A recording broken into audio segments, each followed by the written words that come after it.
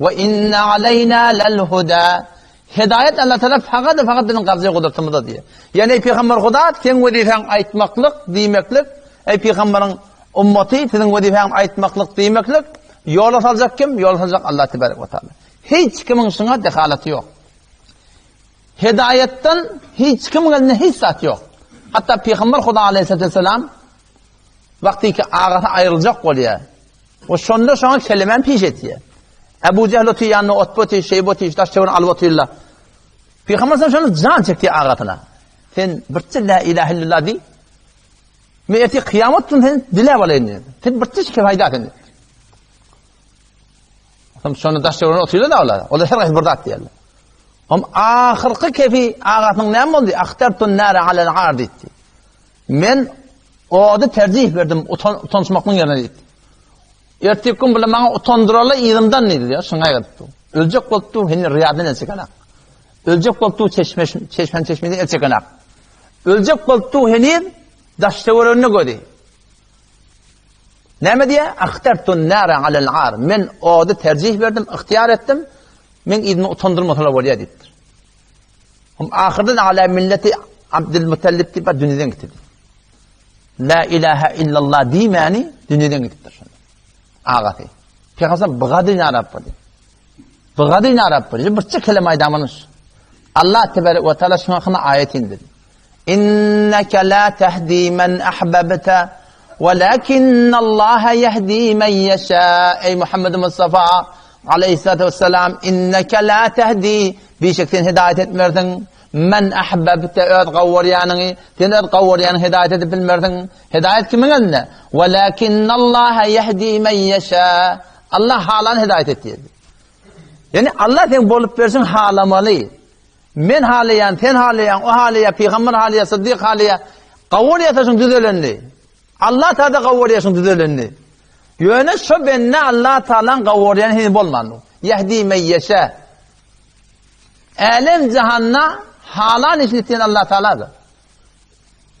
Yehdi men yasha Allah Teala. Hidayet etiyen gavvaranı kim? Allah Teala. Allah Teala gavvaranı uzak olmalı. Yudillu men yasha. Halanı gumrah etiye. Haberdar olmalı. Şol Hudayın halamayan olamalı. Vallahu yerzuku men yasha. Allah halanı rızık veriyor. Şol Huday halamalı. Pes rızkı kimden dilemeli? Allah'tan dilemeli. Vallahu yu'ti mulkahu men yasha. Allah padişahlığı halan adamına veriyor dedi. Pes taştevrende bir ödün adabı yazacak olsan kimden dilemeli? Allah'tan dilemeli. Yahtassu bi rahmetihi men yasha. Halan adamını Allah Teala rahmetine has ettiye. Yunezzilallahu min fadlihi ala men yasha. Allah öz fadlından halan adamına veriyor. Pes kimden dilemeli? Şol halan adamını etiyen Allah'tan dilemeli. Artık nasıl olasın geliyor? Mali taydan, imani taydan, ruhi taydan, fikri taydan. Vallahu yudaifu limen yasha. Allah halanına arttırıyor dit. Kimden dilemeli? Allah Teala'dan dilemeli. Yu'til hikmete men yasha.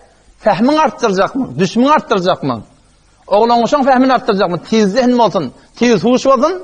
Vallahu yu'til hikmete men yasha. Halan adamına ne ediyor? Fehm veriyor, daneş veriyor Allah Teala. Yagfiru limen yasha. Allah halanı bağışlıyor diyor. Dine fakat bağışlayan Allah Teala. Ve yuaddibu men yasha. Azap hem kıyamet günü kimin eline? Fakat Allah Teala'nın eline. Şon ödüne sığınmalı, ondan gayriden hiç kimin dilemeli. Vallahu yuayyidu bi nasrihi men yasha. Medet etiyen, nusret etiyen kim? Fakat Allah Teala. Allah Teala'dan başka hiçbir medet nusret edeceği Müslümanlığı insan için yok. Huvellezî. Şol Allah yusavvirukum fil erhami keyfe yasha. Şol Allah şol zati ki sizi eneden gevrehinsinle halancırını suret veriyor diye. Birinin gözü kör oldu, birinin kulağı kör oldu, birinin gözü gıytarak oldu. Hiç kim attakma. Huvellezî yusavvirukum fil erhami keyfe yasha. Halancırını bile eneden gevrehinle suret verdir.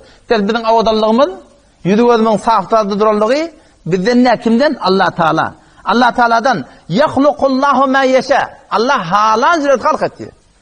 Enata hızlı halk etti. Adam atanı enetsiz atasını halk etti. İsa Aleyhisselatü Vesselam'ı atasını halk etti. Meneteni eneden atadan halk etti. Havva eneminden halk etti. Atasın. Atasını halk etti. Enetsiz halk etti yani. Adam asan kaptanından halk etti. Yahluqu ma yasha. Allah halan halk etti. Yüzekki men yasha. Allah Teala halan adamın arasılıyor. Pes arasılınmaklığı günahdan gevren çekmekleri kimden dilemen? Allah'tan dilemen. Yunfiqu men yasha. Allah halandan hem infak etti. İnfaqı rızkı kimden dilemeli? Allah Teala'dan dilemeli. Ve yestahlifukum min ba'dikum ma yasha. Sizden sonra kimi sizin yerinize canışın koyacak olsa Allah Teala'nın eline kadar. Pes oğlun çok iyiden kavga olsun. Dindar olmakını kimden dilemeli? Allah Teala'dan dilemeli.